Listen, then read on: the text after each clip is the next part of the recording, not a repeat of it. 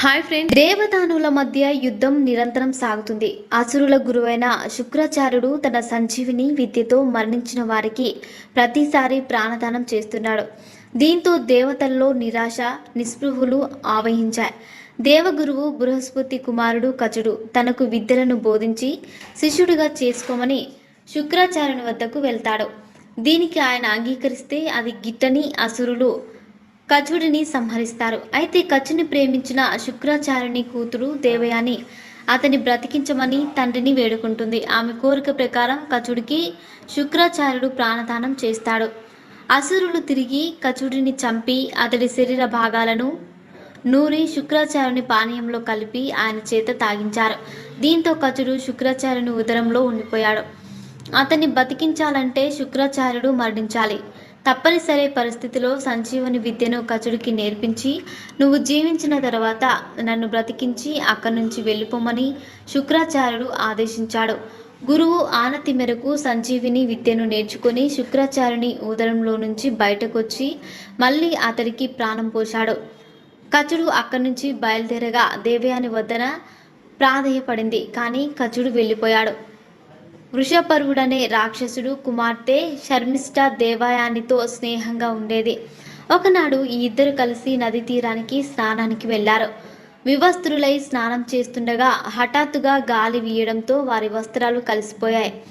ఆ తర్వాత ఇద్దరు నదిలో నుంచి బయటకు వచ్చి దుస్తులు ధరించే క్రమంలో దేవయాని వస్త్రాలను యువరాణి శర్మిష్ఠ వేసుకుంది. దీనికి దేవయాని కొంత పరిహాసం, కొంత అహంభావంతో, నీ తండ్రి గురుపుత్రిక బట్టలను నీవెలా వేసుకున్నావు? అవి వేసుకుంటే ఎలా ఉంది? ఇది ఎంతవరకు సమంజసం అని ప్రశ్నించింది. శర్మిష్ఠ యువరాణి కావడంతో కోపంగా, నీ తండ్రి బిచ్చగాడు. నా తండ్రి ముందు తల వంచగా ఇచ్చిన దానితో మీరు జీవిస్తారు. నీ హోదా తెలుసుకొని ప్రవర్తించు అంటూ దేవయానిని ఒక గోతిలో తోసి వెళ్ళిపోయింది. ఇంటికి తిరిగి వచ్చిన దేవయాని తండ్రి చెంత వాలిపోయి ఏడుస్తూ యువరానికి గుణపాఠం చెప్పాలి, పగ తీర్చుకోవాలని కోరింది. తన కూతుర్ని అవమానించినందుకు యువరాణిని పని మనిషిగా పంపాలని శుక్రాచార్యుడు కోరగా, సంజీవిని విద్యతో తమకు ఎంతో సహాయం చేస్తున్న ఆచార్యుని మాట కాదనలేక అసురరాజు అంగీకరించాడు. జీవితానికి తనదైన ఒక విధానం ఉంది. ఈరోజు వరం రేపు శాపంగా, ఈరోజు శాపం రేపు వరంగా మారవచ్చు. శర్మిష్ఠ దేవయానికి పని మనిషి కావడం శాపమైంది. దేవయాని వివాహం యయాతితో కుదిరింది. తనతో దాసిగా రావాలని ఆమె పట్టుబడితే శర్మిష్ఠ వెళ్ళింది.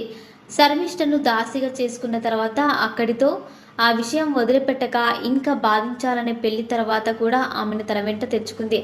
యయాతి దేవయానిలకు జన్మించిన వాడే యదు.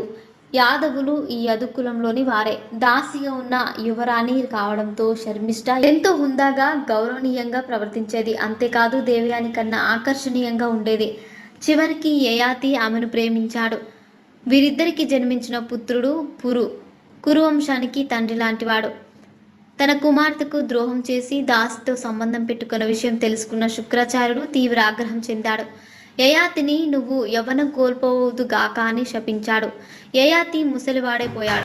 ఇది సహించలేని యయాతి తన కుమారుడు యదుడు యువకుడిగా ఎదిగిన తర్వాత, నీ యవ్వనం నాకు ప్రసాదించి కొన్నాళ్ళు సుఖపడనివ్వు, మళ్ళీ నీకు తిరిగిచ్చేస్తానని కోరాడు. ముందు నా తల్లికి ద్రోహం చేశావు, ఇప్పుడు యవ్వనానికి నన్ను దూరం చేద్దామనుకుంటున్నావని యదుడు అందుకు నిరాకరించాడు. దీనికి యయాతి కోపంతో నువ్వు ఎప్పటికీ రాజు కాకుందుగాక అని శపించాడు. శర్మిష్ఠకు జన్మించిన కుమారుడు కురు తనంతట తానే ముందుకు వచ్చి, మీరు నా యవ్వనాన్ని తీసుకోండి, ఇందులో నాకు ఎంత మాత్రమూ రుచి లేదంటూ తన తండ్రికి ఇచ్చాడు. యయాతి యువకుడై కొంతకాలం అందులోని సౌఖ్యం అనుభవించి పురుకి తిరిగి యవ్వనం ప్రసాదించి రాజును చేశాడు. మరిన్ని ఇంట్రెస్టింగ్ అప్డేట్స్ కోసం మా ఛానల్ని సబ్స్క్రైబ్ చేసుకోండి.